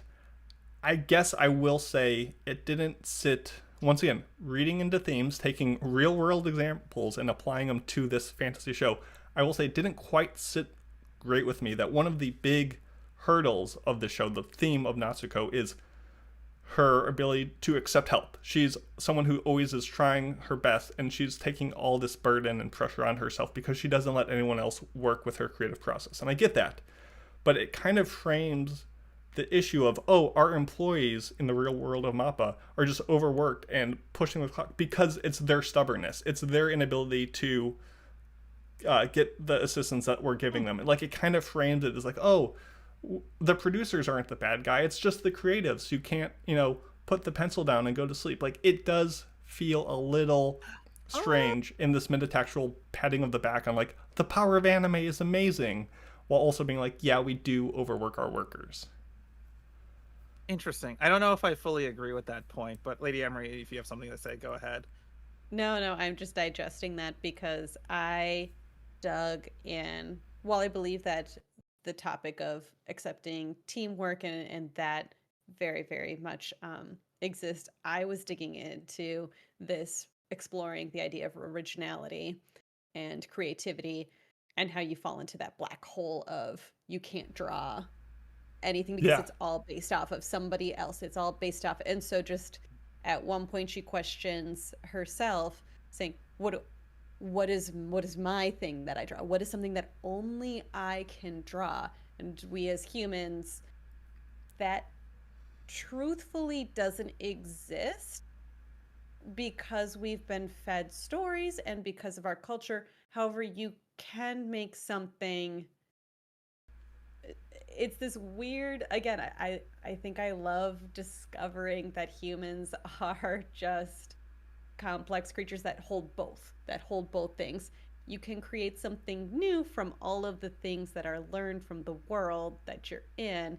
And I think this showcased that well, but I didn't pick up the fact that it was MAPPA Studio being like, we don't overwork our workers, like teamwork. I don't. Yeah. So Well, I think I'm think just that digesting There are a that. lot of themes to Zenshu. I'm not saying that's the only one. Like, there's a Okay, lot 'cause- to it, but there's a whole theory of like every idea you have ever had has been thought of before. You are just repackaging and repurposing it in a new idea based on everything you've been taught. You are only what you have consumed prior, and it's separating, like you said, the chaff of uniqueness and originality versus creativity and freshness. So like, there's a lot to it. But go ahead, Andrew. No. So yeah, because I can see that, but I think at least the level of analysis I would take to it is that I think it was trying to show almost the somewhat destructiveness of genius and how being so singularly focused on a particular thing has its drawbacks. And they show that within how she is. They show that in throughout the first bunch of episodes where she at some point has to learn to work with the others and not just think she's the only one that can solve all the problems. And then it goes to show that with what was it? I think it was episode 8? The first love 8 episode was like the date sequence when they go to the hot springs. So it'd be 9, and I think they show that in episode 9 how what is so great about her is also can be a detriment, or what people thought was a detriment was what's something that a lot of people fell in love with her Yeah, so I think that was episode 7 where we get the real world examples of characters falling for Natsuko for her quirks and her eccentricities that other people might write off, but that's what made their first love her. Right. Yeah. So I will say I do think the second half of the show, no spoilers yet, was stronger in getting to character motivations, why they're doing, and kind of the big takeaway. And for all I said about the show being all about, it's all about teamwork and trusting other ones. Let's not forget Natsuko died because she trusted others, and they just kept the clam dish out and didn't throw it away like they were told. So trust others, but they're gonna kill you maybe. Like, Maybe. she didn't really die. Spoiler. It is all a dream. But yeah, basically. getting back to the animation though, like, did we like that a lot of the characters she brought to life in this world were modeled after anime from our thing? Because I feel like this is a great way to do references, because if you get the reference, if you can say, oh, that's the Nausicaa of the Valley of the Wind Warrior, or that's Tiger Mask, or that's this, it's a great little like, I got it. But if you don't get the show, it's still an enjoyable visual feast. Like, it doesn't take away from the show. You're not missing the joke. It's just a nice motif. So I enjoyed them. No, yeah. And this is a weird, again, tangent I'm going to go on. For those who don't know, I love the movie Sinners. I talk about it in Hobby Addicts. In the beginning scene of Sinners, one of the brothers takes out a knife to open something, or I think to defend something. I don't want to get into details for spoiler reasons, but I did not know what this knife was. But luckily my husband did. He's like, oh, that's a trench knife. He served in World War I. And that's all you get for a reference point. And like that, there are animation sequences where I'm like, oh, I don't get that, but like I get the vibe that it's putting down. I like the idea of where it's going. And there are other points where it's like, oh, that's referring to like Gundam fighters or something The Captain like that, America. Oh, I understood that reference. Exactly. And I don't like heavy-handed Easter eggs where they have to explain the joke. Where it's like, oh, do you know who this is? No, I'm good. I don't mind if somebody wants to tell me later that, because it can be part of a conversation, but I don't want the medium that it's coming to me at to do it. They sometimes did it, and sometimes they let it just exist. It's not like when she produces the Itano Circus in like episode 3, they're going, it's the Itano Circus. It's like, I know what I'm drawing, I've drawn it, and then you just get the reference. And I would say my 2 favorite ones are episode 4 with Exister Sama, Ultimate Exister Sama, and episode 8, where she does the Gundam reference, and it references the iconic scene from the like the last episode of the original 0079. And I could say, like, I honestly, if I would have pushed even harder for this show had I actually seen episode 4 before the impressions, episode, because that episode, it's fine for the most part, but Exister Sama coming into existence and played by Mamoru Miyano on top of that, and it's like an idol, and he basically charms the entire cult of voidism. and and you know what's so great about that? Because I went and I rewatched the sequence before we recorded. I watched that back in January or like February, January or February, when I first started watching the show. And I'd watched like the first 5 episodes, and I watched the last bunch of episodes afterwards. It was really funny when Melmelum some of these names references exist. I'm always a follower of Exister Sama, and I'm like, oh right, that is like a nice little callback to like a really great moment in this show. So yeah, I think the references, I got like so many of them, and it really added to the show for me. And yeah, and I'm glad that they chose to, like, I think that's how you do, like you said, that's how you do an homage. You know, you reference the thing without having to be like, by the way, this is what I'm referencing. Yeah. So, do we want to talk about the story a little bit now? Because it does start off very generic, like, you know, monster of the week /week, as Mason would say. And I think that is more to set up like the world for the audience to some extent, because while the main character may be aware of how the world works, we as an audience aren't, and there's only so much we can get through the characters of that world trying to understand that she's from the kingdom of reality, the movie were a thing she talks about. So, but then it does go into some like more deeper character moments as the show actually shows what it's really about. Yeah, I feel like the show's strength was that second half, and I feel like that's because they got more into the characters and their motivations, and that's what I thought was the strongest point of this show. I just feel like a lot of the show itself felt very token fantasy backdrop for me, and I just didn't really care about the stakes of the world in this town. Like, it just felt a little too, like I said, in the background. And when they were talking about the different factions and stuff, like, I just didn't care about them going to see the orphans and the slums and providing, like, I guess that's not what I was promised. It's not what I wanted. I didn't find it engaging, and just those things just felt like it dragged for me. So the world was fine. Like, I get the motivations. I understand why things were happening. I just was never invested in it. Yeah, Murray? I struggled with the plot at times, and for me, it was some of the characters' reasonings. I think when you got to their deeper ideals or how they were seeing the world and some of their struggles, that was a little more interesting.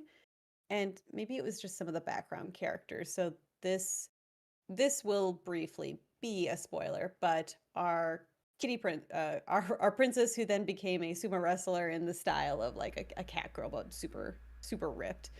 Destiny. Goes Destiny, which I enjoyed. I love the names. I'll let you get your 2 points, or let you get your points off before I make name. mine. Forgot her name was Destiny. I struggled with her reasoning to, oh no, I'm going to go and follow back on track with what the like story writer originally wanted. And I know that they were maybe trying to argue that because the movie was a flop, right, in that world, maybe they were trying to like show that the original creator wasn't very good for certain elements of it. But like that was, I think, a struggle for me, is some of the trying to undo what Natsuko had been working towards. Yeah. Yes, thank you. You're reading my mind. And that was very frustrating for me from a plot perspective, because I don't always love when we try to reverse Uno a situation. I would rather it be built upon. Yeah, I guess my 3 thoughts with regards to Destiny. First of all, Andrew, how are you going to say that in universe this movie was good when her name is Destiny Heartwarming and she's the love interest? Okay, so well, my assumption is that this movie was made in the late 80s, early 90s. is the impression I get from how it was. Number two, I don't know if it was, well, I would assume the fact that it's a movie is crazy to me because of the amount of plot points that happen.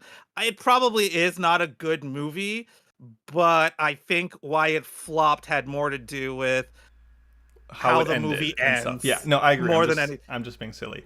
But yeah, but also I fucking love the name Destiny Heartwarming. It's such a. That's an Andrew. Have tier you name. seen Gundam's names? That's Gundam an names are Andrew so tier name ridiculous. for sure. Uh-huh. So what I totally do is. like about Destiny though is they give her a semblance of a reason for how revealing her outfit is, because she's wearing essentially like just barely a bikini, and you're like, okay, fan service, it's typical, but they make her father just as scantily clad, so you're like, oh, that's just the family Yeah, style. Like, true. it makes sense why she's that way.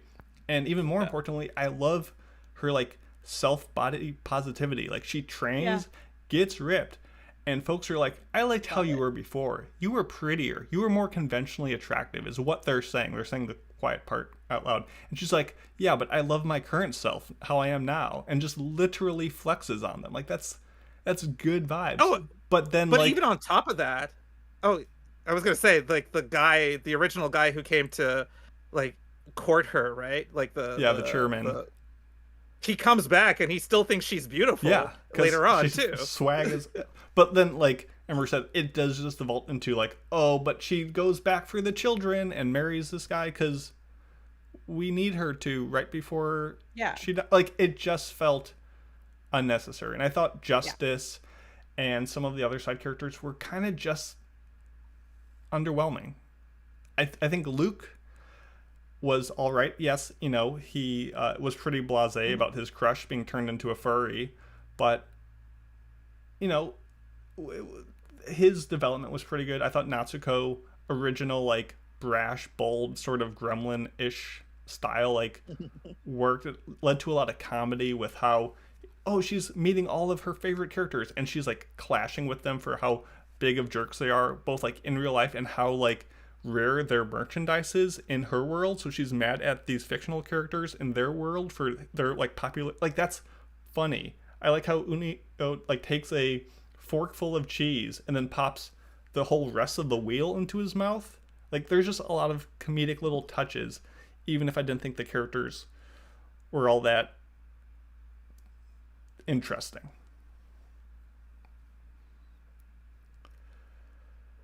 I can see that. I guess to push back on the plot point that it just kind of reverts back just because we need to get there. I think that also you could look at it as a model of predestination versus like can you actually make changes to the fiction? Because at some point it brings up the fact that, was this story ever really that happy? I don't remember that story being this happy. And then, spoiler, we can be into more spoiler points from now. Yeah. Like, the original creator of the anime is in this world as a bird for some reason, but it doesn't matter because that's just how it exists. Which has a substantially worse haircut than anyone else in the show. Like, Emery was complaining about haircuts, and this was the first one that came to mind. It's a pretty bad one. Yeah. It's a pretty bad cut. And she's like, no. Like, and then the whole point was that it is useless to try and change things because she has to keep revising the movie for all the changes Natsuko is making. But the original movie was about the descent of this hero into becoming the ultimate darkness, right? From having lost his friends, and there was no happy ending, which was a funny line at the end of the movie, at the end of the series, where the original creator goes, it's like, ugh, such a lame ending. Why does always it's basically something Mason would say. It's like, ugh, mainstream happy ending, ugh. But then they still go through with it, like, they revert back and then they revert back again. It just felt, I don't know. Reverse. It's reverse Unoing constantly. You can't play the reverse Uno on the reverse Uno. That's not how the rulers of Uno, the people who made the rules, said they could do that, but the show did it anyway, and I'm confused. Well, that's because house rules exist and will always house rule. You can't play a +4 on a +4 to pass it on. You can't. You pick know, up your 4 crazy cards and you eat it. Yeah, but so I think that was an interesting look at that. In general, and I like the fact that later on, to bring back to your whole point of like originality in this world, like for her, when she's pulling out these animations to save the people, she's pulling out from things she knows. And then what's interesting is just that, and I think there's one way you can look at it, is that clearly they never, and the whole fighting the voids is never really the point of this whole thing, right? Like the whole story at the end of the day, and it kind of tells you this in the first episode without actually telling you this, because it doesn't come back to it until later. It kind of revisits in the halfway point, is that this is about figuring out what it's like to be your first love, because the thing that she's having trouble with is that she was given the movie about a people's first love and she hasn't experienced that, and so she's trying to figure it out. And that's where we are at the start of the anime. And then it's further reinforced in episode 7 when they go through first loves, where the elementary school girl who kind of fell in love with her, the middle track school boy, yeah. who she basically had try to run to make an after image so that she could do it with her real true first love, which is Luke from the anime. Because you find out later in like the last episode, all of those other references she was making all have to do with essentially Luke, right? And it's a nice little callback. Like they do, like there is a lot of intentionality in this anime, and I think, which is nice to see. Yeah, and I absolutely appreciate that. It just feels,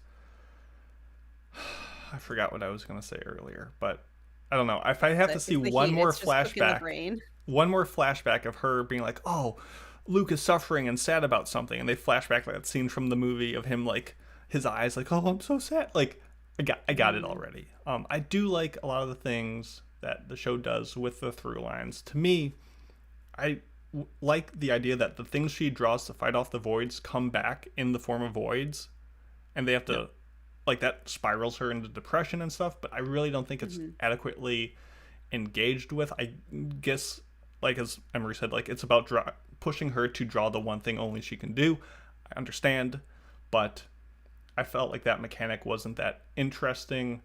I didn't like how everyone came back. I didn't like that it was a happy ending, even though at the core, like, this is a dream sequence. And while we see those elements of, like, in episode 2, like, oh, the tavern keeper is the fox person who's the same, you know, haircut, style, outfit, everything as the producer. Like, I get that, but then we didn't really have that happen again until the bird. It just felt like, while there was a lot of good through lines and ideas at play and connections of first love and stuff, I don't think that, not all the ideas stuck at the wall. And I think probably the biggest thing I pulled from the show is at the very end, she is successful. She's back in the real world. She's living her best life. And she kind of sees these characters from the movie that she just spent all this anime time with.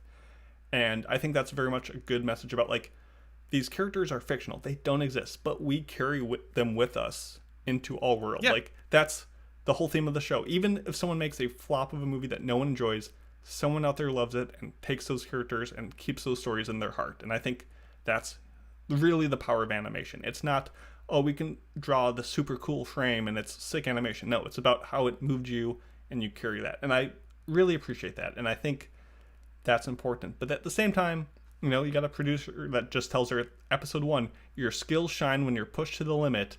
And it's being animated by a studio where it enforces crunch, and you're like, this also just doesn't feel great sometimes. So I like a lot of the ideas at play here. I really do. I just didn't enjoy the process of watching the show as much as I wanted. Do you think it's because of the plot, though, or do you think it's because it was MAPPA? Do you think if it was the studio that did, like, Zom 100? No, I don't think it would have mattered. I think it's just a way to, like, pick on the studio. But it really didn't impact my enjoyment. What I'm mad is that we didn't get her pantsless transformation scene enough. In episode 8, when they're at the hot springs, and like Luke is half naked, she has to draw something for him, but she's coming out of the hot tub, so she's not wearing pants in any of those scenes, because she just has her. Yeah. We could just her hoodie. Yeah, she just has the hoodie on. So, like, her big magical girl transformation, she's just not wearing pants, and that's funny to me. The only thing I want to just quickly touch on is the hair. And the only reason I want to quickly touch on it is the reason why I didn't like the hair is, I mean, I didn't like that it was all up in her face, but that felt like the biggest metaphor hammer over the head, because when she's younger, Yeah. she has short hair. You can see her eyes, and you see it getting longer and longer gradually throughout. And eventually you see that it is like her hair that is containing her in this void, essentially, whether, not reaching out, not asking for help, and feeling like she's down and depressed and has no originality. And I think and correct me if I'm wrong, I do think in the end she has it back in a headband now. Like, she fully sees the world. She's ready to embrace whatever comes her way towards the end. I just thought that was overdone, and it took away from, because I just kept staring at her head and thinking of Cousin It instead of like how was that focusing on one what it meant to unicorn her. horn holding it all back? It's magic. Unicorn horns are magic. Oh, uni. To your point, my favorite part about that hair, although it was overused at the beginning, I did like how it was always Luke who was putting her hair up. So not only she could see out, but he could see her. Like, there was a nice like opening of the veil in that regard. And like they made it comedic with like the spiral spike or whatever. Like, there's so much good ideas here.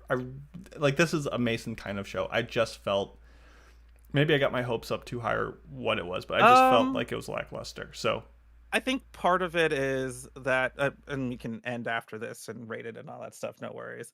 I think where you probably feel lackluster is because it is missing that one little extra je ne sais quoi, and it's really hard to say what it is because I'm not sure. I can see, like, I came into this being like, I'd be surprised if Mason hated this, but I could also be like, I think it is too generic for you in some ways. Yeah. While it's not doing anything novel, and it is being it's doing its aesthetics. It's doing everything right, but it's missing that spice that you would like. And I can see that, and I can see, and I honestly wouldn't be able to tell you what it is. Like, I can tell you that in a way, I feel like if it had maybe one more episode, it might solve the issue, but I feel like more episodes might hurt the show in the long run. I feel like what we got was pretty solid in general, and it never lingered too long on any single like plot point. And I will forever love this show for giving me Exister Sama. So you are just the real life version of Milem. I assume you say her Melmelum? dog, like the dog's like licking an ice cream, and like that's like the subtitles. Are we ready to score this thing? I am. Yeah, we talked quite a bit about it, and I think that's a sign of a show that has a lot of meat on its bones. And for all my hemming and hawing on, this could have been better, I do think there was value in it, even if I didn't love it at the end of the day. So I'll go first. It's fine. I'm glad I watched it. Has some good ideas, but I feel like I only got so much value because I was really connecting with some of those media literacy type tropes and subtext that we talked about. So I'm gonna give it a very adequate but 3 bad bird haircuts out of 5. It was that was a bad haircut. Andrew, you want to go next? Sure. The show itself, I enjoyed it. I loved a lot of the homages. I definitely was a Captain America in not, what is it, Avengers Age of Ultron. It's like, I get that reference, or was it his second movie? Either way, I'm definitely that, where I love seeing the references. Some just really spoke to me, some were just really fantastic.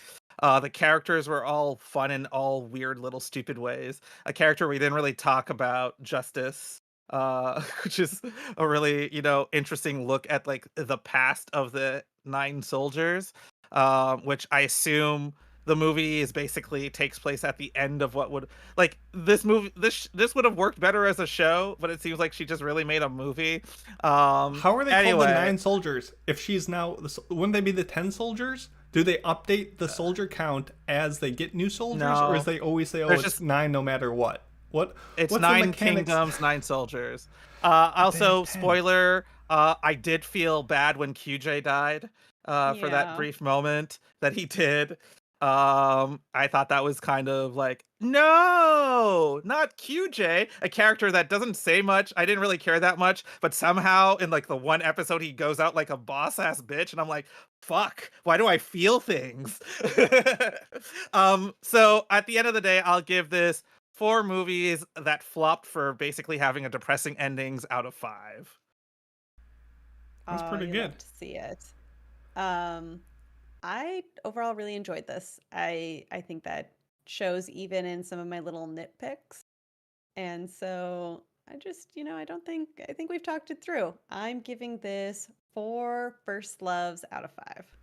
Wow. Nice. That's some good scores for a show that we're all pretty just on the fence about at the beginning. I wasn't on the fence. What are you talking about? I think this goes towards the conversation we had about media literacy. We just had a lot of thoughts. We had to talk it out, and still came out with some positivity there. Yeah.